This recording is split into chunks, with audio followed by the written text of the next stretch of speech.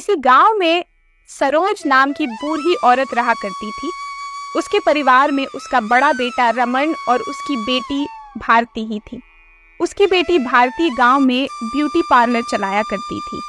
एक दिन की बात है, सरोज सो कर उठी तो उसने देखा कि उसकी बेटी तैयार होकर कहीं जा रही थी।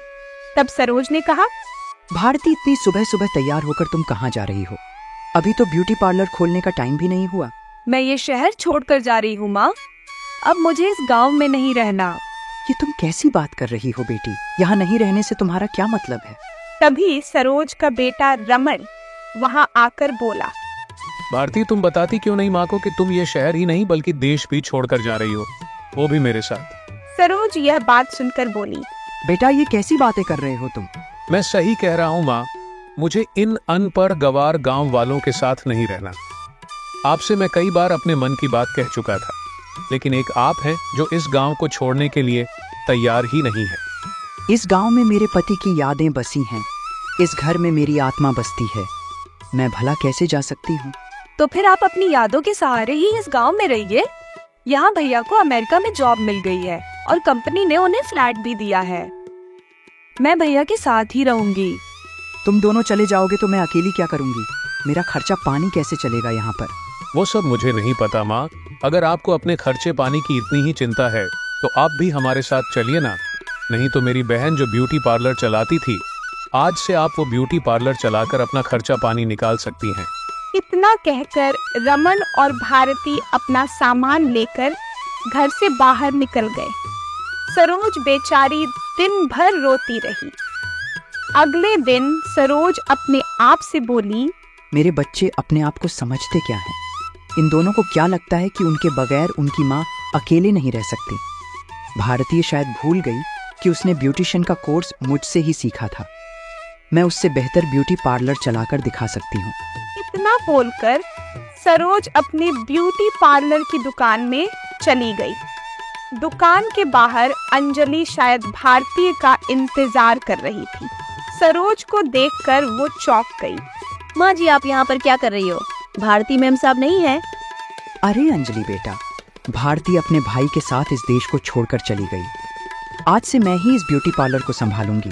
क्या तुम्हें मेरे साथ काम करने से कोई एतराज है? मुझे तो बस अपनी सैलरी से मतलब है। ब्यूटी पार्लर आप चलाओ या आपकी बेटी, मुझे कोई फर्क नहीं पड़ता। सरोज मुस्कुराती हुई ब्यूटी पार्लर के अंदर चली गई। कुछ देर के बाद 20 वर्षीय लड़की ब्यूटी पार्लर के अंदर आ गई। तुम्हें क्या करवाना है? देखो, मुझे अपने चेहरे पर मसाज करवाना है। मसाज थोड़ा अच्छा करना, क्योंकि आज मुझे एक शादी में जाना है। सरोज अपने हाथों से उस लड़की की मसाज करने लगी। मसाज पूरा होने के बाद वो लड़की खुश होती हुई बोली, अरे वाह माँ जी, आपके हाथों में तो जादू है। आपने तो मेरे चेहरे पर अलग ही ग्लो ला दिया। आप अपनी बेटी से कहीं ज्यादा अच्छा मसाज करती हैं। इतना कहकर वो लड़की वहाँ से चली गई। अगले दिन वही लड़की कुछ और लड़कियों को लेकर ब्यूटी पार्लर के अंदर आ गई और सरोज की ओर देखकर बोली, माँ जी, कल मैं जिस फंक्शन में गई थी वहाँ के लोग मुझे घूर घूर के देख रहे थे। जानती है क्यों? सिर्फ आपके किए हुए मसाज की वजह से। और मेरी दोस्त भी मुझसे जिद करने लगी कि वो भी आप ही के हाथों से मसाज करवाएगी।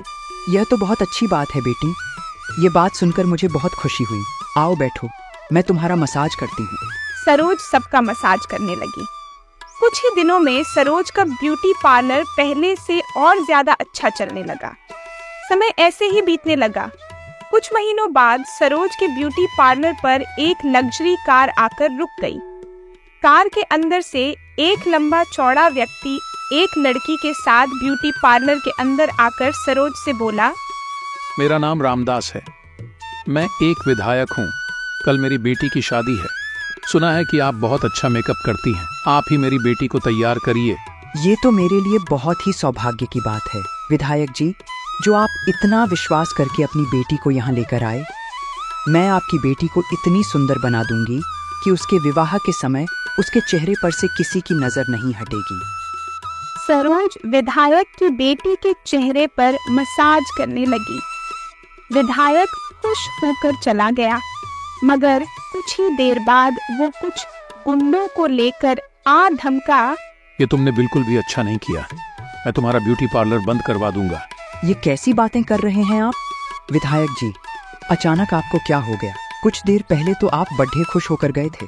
तुमने मेरी बेटी के चेहरे पर क्या किया है? जब से वो अपने चेहरे पर मसाज करवा कर घर गई है, उसके चेहरे पर खुजली हो रही है। जानती हो, तुमने उसका पूरा चेहरा खराब कर दिया है। मुझे शहर से डॉक्टर बुलवाना पड़ा। मेरी समझ में नहीं आ रहा कि मैं क्या करूं। कल उसकी शादी है, कहीं लड़के वाले उसका चेहरा देखकर शादी के लिए मना न कर दे। मैंने तो उसी क्रीम से मसाज किया था, जिस क्रीम से मैं हर लड़की की मसाज करती हूँ। वो सब मुझे नहीं पता। आज के बाद ये ब्यूटी पार्लर अब नहीं चलेगा। इतना कहकर विधायक ने सरोज को ब्यूटी पार्लर से बाहर निकाल दिया और उसके पार्लर में ताला लगा दिया। बेचारी सरोज उदास मन से अपने घर पर थी कि तभी अंजलि वहां पर आ गई। माँ जी, आपका ब्यूटी पार्लर तो बंद हो चुका है। अब आप मुझे मेरी तनख्वाह दे दीजिए। यह तुम कैसी बातें कर रही हो बेटी? अगर तुम अपनी तनख्वाह कुछ दिन बाद लोगी तो क्या तुम्हारा कुछ बिगड़ जाएगा?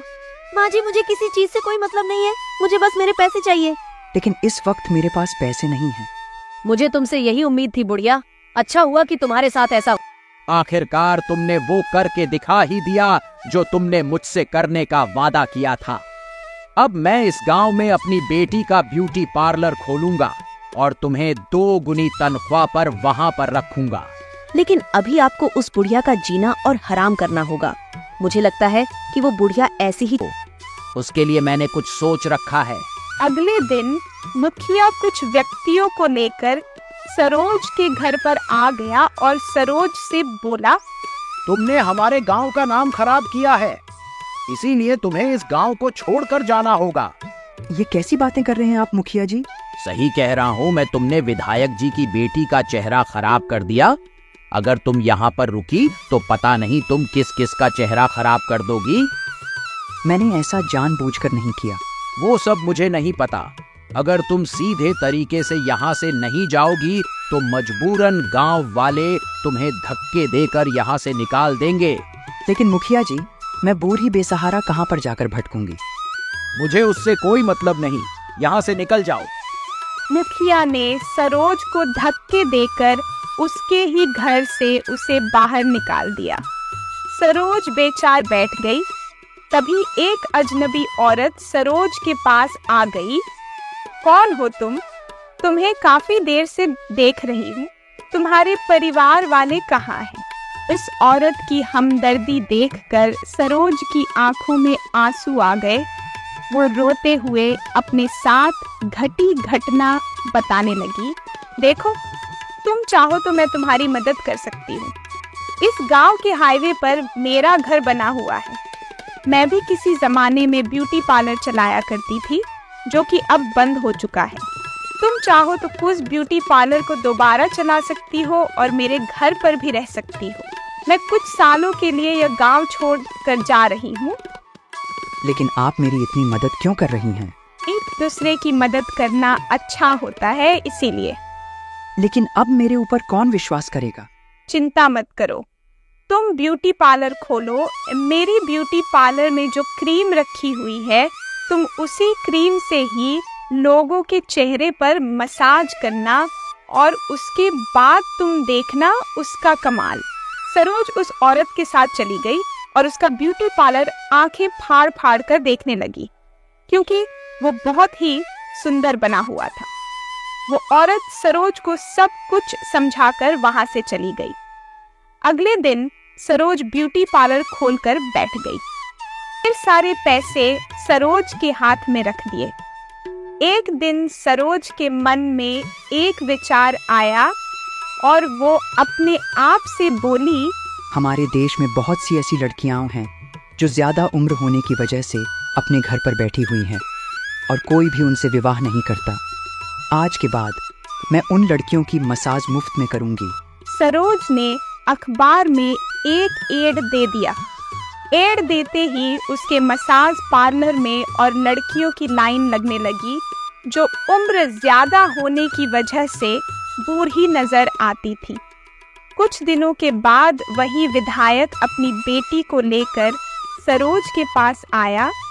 मुझे माफ कर दो, मैं अपनी बेटी का बिगड़ा हुआ चेहरा देखकर कुछ ज्यादा ही क्रोधित हो गया था। मैंने आपको अपमानित किया, भगवान ने मुझे इसकी सजा दे दी। मुझे नहीं पता तुम्हारी बेटी का चेहरा कैसे बिगड़ा, लेकिन यकीन मानो तुम्हारी बेटी का चेहरा बिगाड़ने में मेरा कोई हाथ नहीं है। मेरी बेटी की शादी टूट गई और अब उससे कोई शादी करने को तैयार नहीं। चिंता मत कीजिए। इतना कहकर सरोज उसकी बेटी के चेहरे पर मसाज करने लगी। मसाज करते ही उसकी बेटी का चेहरा बिल्कुल ठीक हो गया। इधर गांव का मुखिया सरोज का ब्यूटी पार्लर चलता देखकर काफी परेशान हो चुका था। वो क्रोधित होते हुए अंजलि की ओर देखकर बोला, आखिर ये सब कुछ हो क्या रहा है अंजलि? मुझे खुद नहीं पता, बस इतना पता है कि बूढ़ी औरतें उसके पार्लर में जाती हैं और जवान होकर बाहर निकलती हैं। अरे उसने तो बहुत ज्यादा उम्र की औरतों को भी जवान करना शुरू कर दिया है। धीरे धीरे उसका नाम बढ़ता जा रहा है। बड़ा हो नहीं जाएगा, बल्कि बड्ढा हो चुका है। शायद आपको पता नहीं कि जिस विधायक की बेटी का चेहरा मेरी वजह से बिगड़ा था, कल उस बुढ़िया ने उसका चेहरा बिल्कुल सही कर दिया। आखिर उसके पास ये जादुई शक्तियां आई कहां से? वो जिस जगह पर अपना ब्यूटी पार्लर चला रही है, वो जगह बरसों से बंद पड़ी हुई थी। सरोज वहाँ पर कैसे पहुँची, इसका किसी को कोई अंदाजा नहीं है और लोगों को इस बात से मतलब ही नहीं है, क्योंकि सरोज सबकी मदद कर रही है। मेरे पास एक तरकीब है। हमें इस रहस्य को जानने के लिए उसके ब्यूटी पार्लर के अंदर जाना होगा। तुम एक बहुत अच्छी ब्यूटिशियन हो। तुम मेरे और अपने चेहरे का ऐसा मेकअप करो कि हम दोनों बिल्कुल बूढ़े नजर आए। उसके बाद जाकर देखते हैं कि वो आखिर क्या चमत्कार करती है। वो दोनों बूढ़े का रूप लेकर सरोज के ब्यूटी पार्लर में चले गए। मैं चाहता हूँ कि आप मुझे जवान कर दे। मैं सिर्फ लोगों के चेहरे का मसाज करती हूँ। वो कैसे जवान हो जाते हैं ये मुझे भी नहीं पता। वैसे तुम्हारे साथ में ये कौन है? चेहरे से उतर क्यों नहीं रहा? मुझे नहीं पता मुखिया जी, ये सब कुछ कैसे हुआ। मेरे भी चेहरे से मेकअप नहीं उतर रहा। ऐसा लग रहा है जैसे कि ये मेकअप हमारे चेहरे के अंदर बस गया हो। मुखिया और अंजलि घबराकर सीधे सरोज के पास चले गए। मुझे माफ कर दो। मुझे भी माफ कर दीजिए। मेरी ही वजह से आपका ब्यूटी पार्लर बंद हुआ था। मैंने ही आपको खराब क्रीम दी थी, जिसकी वजह से विधायक जी की बेटी का चेहरा बिगड़ा। अब हम दोनों को प्लीज ठीक कर दीजिए। तुम दोनों यहाँ से जा सकते हो। शायद ईश्वर ने तुम्हें तुम्हारे कर्मों की सजा दी है। और रही बात जवान होने की, तो मैं सिर्फ लोगों का मेकअप करती हूँ। वो कैसे जवान हो जाते हैं मुझे भी नहीं पता। अंजलि और मुखिया मुंह लटकाकर रोते हुए वहाँ से चले गए। तभी वहाँ पर एक तेज प्रकाश हुआ और वही औरत जिसने सरोज की मदद की थी सामने निकली। कौन हो तुम? मैं मेकअप की देवी हूँ। तुम्हें परेशान देखकर मैंने तुम्हारी सहायता की। तुमने जिस तरह से उन लड़कियों की सहायता की है जिनके रिश्ते नहीं हो पाए, मुझे तुम पर बहुत गर्व है। आज से ये ब्यूटी पार्लर तुम्हारा हुआ। इतना कहकर वो गायब हो गई। दोस्तों, अगर आपको हमारी कहानी पसंद आई हो तो लाइक, शेयर और कमेंट करना ना भूलें और हमारे चैनल को सब्सक्राइब भी जरूर करें ताकि हमारी कहानी का नोटिफिकेशन आपको सबसे पहले मिले।